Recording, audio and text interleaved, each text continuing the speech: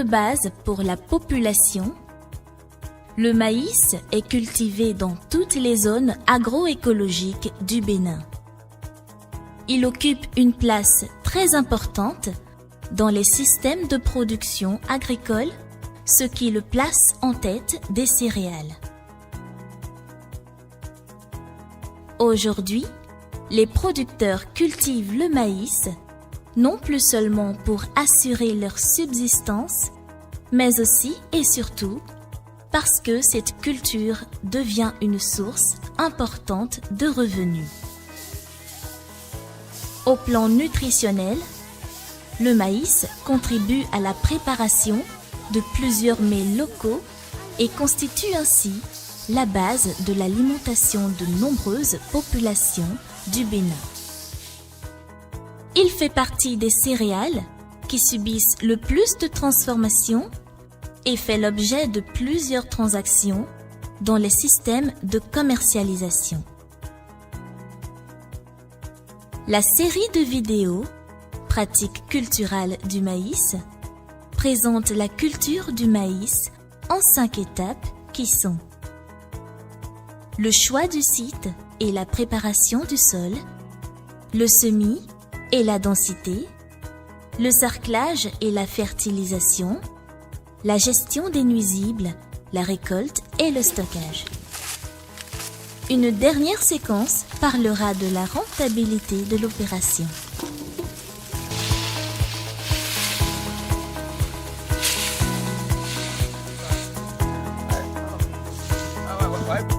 Première étape, choix du site, préparation du sol. Les activités de cette étape s'exécutent au cours des mois de mars et d'avril dans les régions méridionales à 2 saisons de pluie et en mai et juin dans les régions du centre et du septentrion à une seule saison de pluie. Le choix du terrain est très important pour réussir la culture du maïs. Les critères suivants doivent être observés. Le sol doit être profond, bien drainé et éventuellement riche en matière organique. Il faut éviter les précédents culturo-céréales, les champs infestés de Striga spp, des mauvaises herbes vivaces telles que les chiens-dents, les champs où la densité d'arbres est élevée, les champs infestés de termites. Les précédents culturaux favorables au maïs sont les légumineuses, le coton et les tubercules comme le manioc. Pour une bonne préparation du sol, 3 opérations sont nécessaires. Le nettoyage du terrain qui consiste à éliminer les mauvaises herbes par un fauchage ou un girobroyage.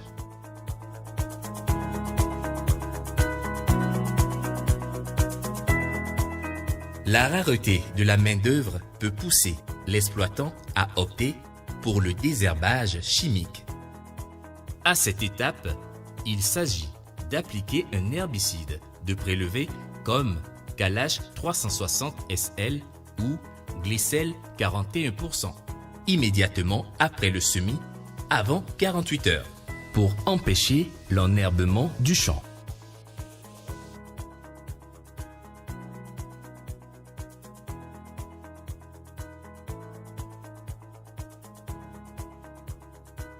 Le labour, qui doit être profond, 20 à 30 cm, et se faire perpendiculairement à la pente si le terrain n'est pas plat.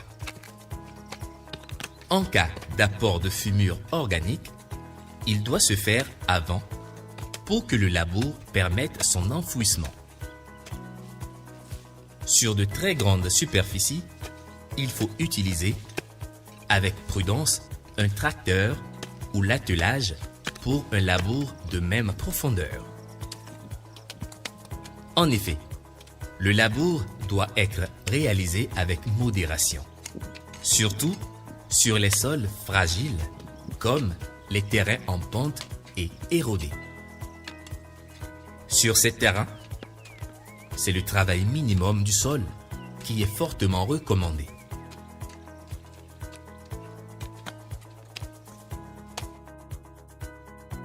Le nivellement du sol par une bonne pulvérisation ou herçage au moins 15 jours après le labour. Le lit de semis ainsi préparé doit être plat pour l'obtention de la densité de semis recommandée. Deuxième étape, le semis et la densité. Le choix de la variété. Plusieurs variétés de maïs sont actuellement en vulgarisation au Bénin. Le choix de la variété dépend des objectifs de production, de la zone agroécologique dans laquelle se situe le champ et de la demande du marché. Voici par exemple les noms de quelques variétés avec leur cycle. EVDT de 120 jours, BEMA 111 de 105 jours, TZE Composite 4 de 90 jours, SINE 2000 de 75 jours. Le conseiller agricole de la localité en poste à la cellule communale de l'ATDA est la personne habilitée à indiquer la variété à semer. Le taux de germination est indiqué sur l'étiquette de la variété. Pour déterminer ce taux, la structure de certification des semences procède par un test suivant les règles en la matière. Il est possible que le producteur lui-même fasse un test rapide pour apprécier la performance de la semence. Les semences peuvent être semées directement ou traitées si elles ne le sont pas avant la vente. Cette opération permet de les protéger contre les attaques des insectes, des rongeurs et éventuellement des oiseaux. Le semis est réalisé lorsque les conditions d'humidité du sol sont favorables. Au moins 20 mm de pluie la veille. La période de semis est fonction du calendrier cultural de la région, du cycle pluviométrique et du cycle de la variété. Dans la zone méridionale du Bénin, le semis est réalisé en avril pour le maïs de la première saison et en août pour celui de la deuxième saison. Dans la zone septentrionale, à une seule saison de pluie, le semis est réalisé entre juin et mi-juillet. Le semis peut être manuel ou mécanique. Dans les deux cas, l'écartement entre les lignes consécutives est de 0,80 m et de 0,40 m entre les poquets. Il faut 2 plants par poquet, ce qui donne un total de 62 500 plants par hectare. Pour faciliter l'opération de semis en ligne, il faut utiliser des piquets et les ficelles de semis bien graduées. Une semaine après le semis, il faut constater la levée. Si pour une raison ou une autre, elle n'est pas homogène, il faut procéder immédiatement au ressemis.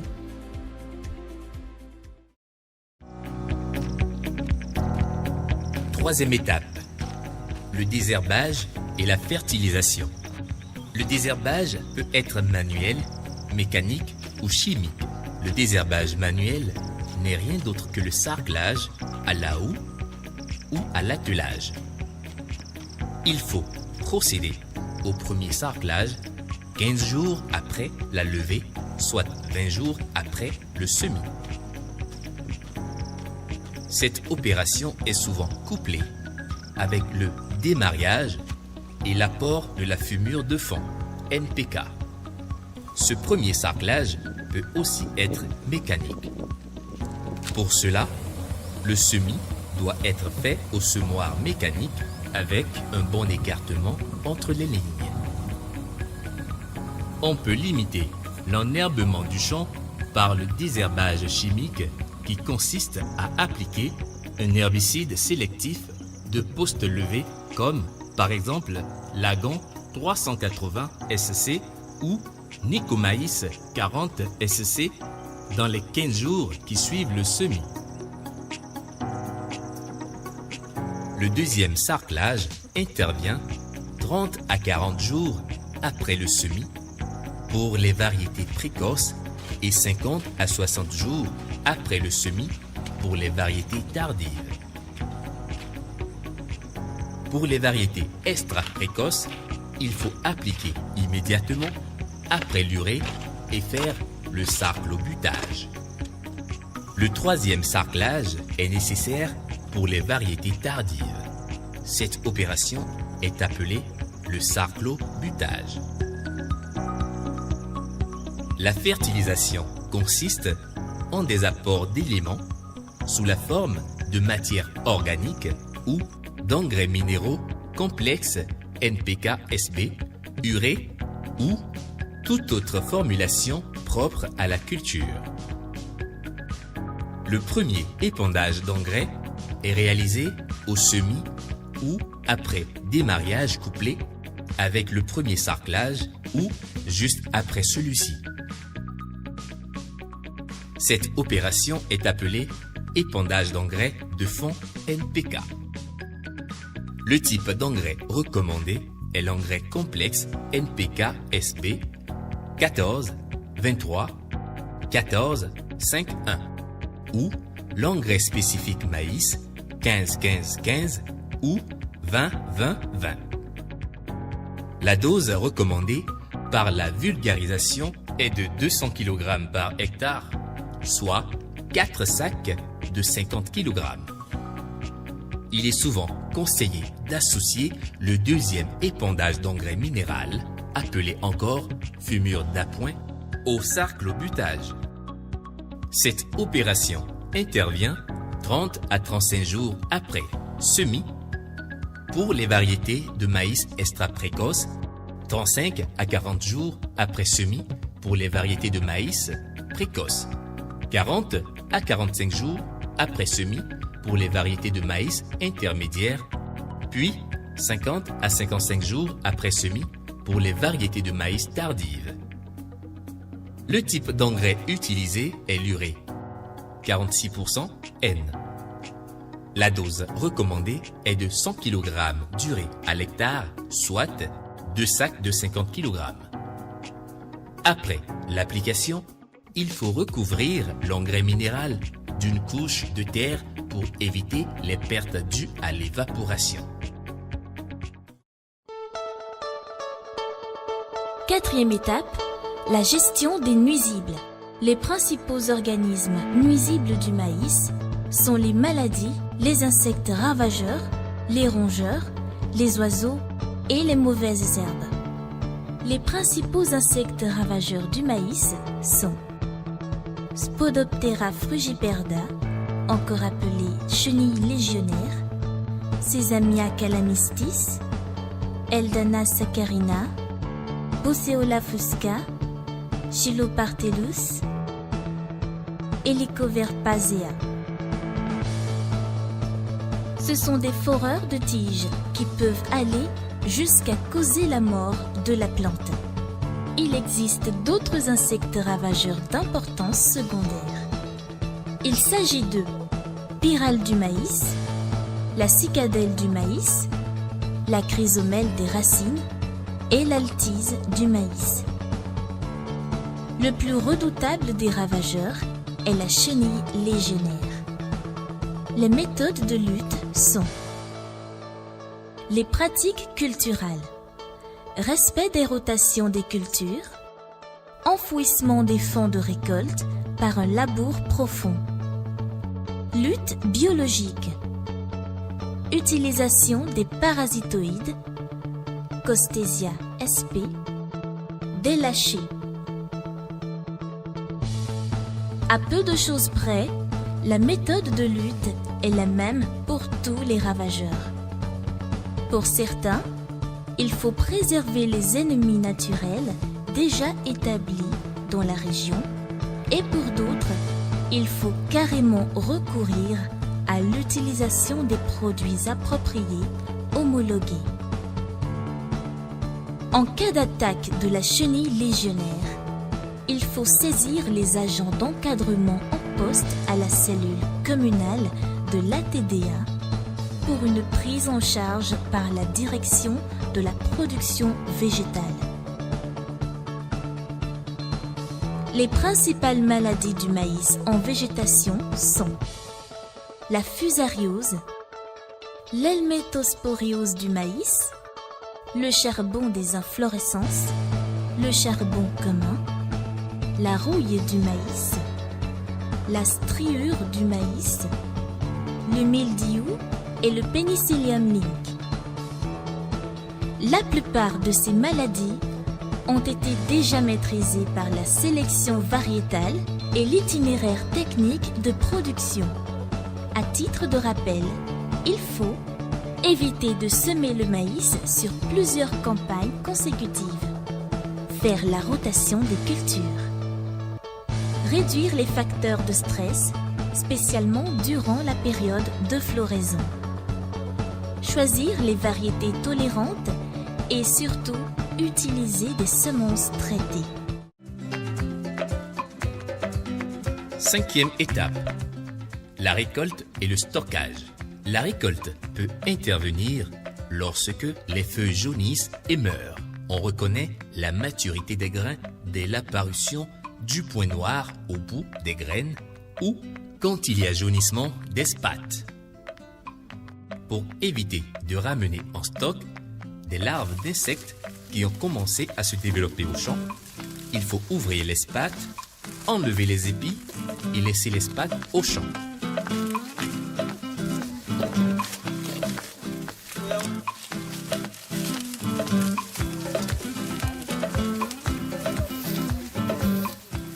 À la récolte, le taux d'humidité du maïs est encore trop élevé. Pour une bonne conservation et surtout pour faciliter l'égrenage, il faut sécher les épis quelques jours au soleil avant l'égrenage. L'égrenage peut être soit manuel ou à la machine. Le maïs grain est stocké dans des sacs appropriés qu'il faut entreposer au magasin. Là encore, ils ne sont pas à l'abri des attaques des charançons. Pour une longue conservation du maïs en stock, il faut appliquer un produit de protection des stocks comme le Sofagrin.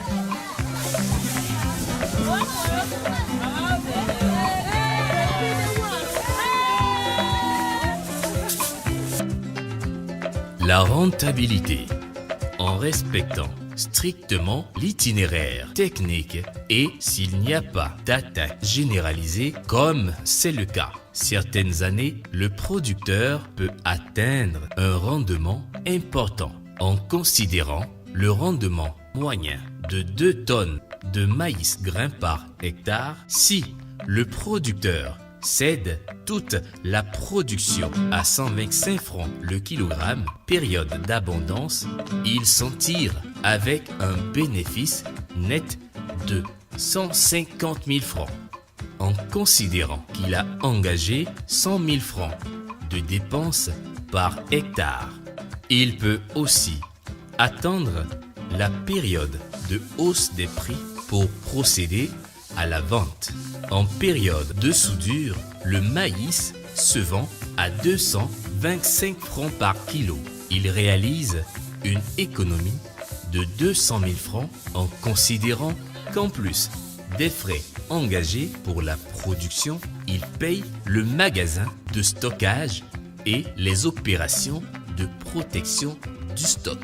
Certains producteurs n'attendent pas que le maïs sèche au champ. Ils vendent le maïs frais en épis et en spates dans des sacs de jute. Il est prudent de ne pas avancer sur la rentabilité de cette opération, puisqu'aucune étude statistique ne s'est encore penchée sur ce nouveau mode de session du maïs en robe de champ.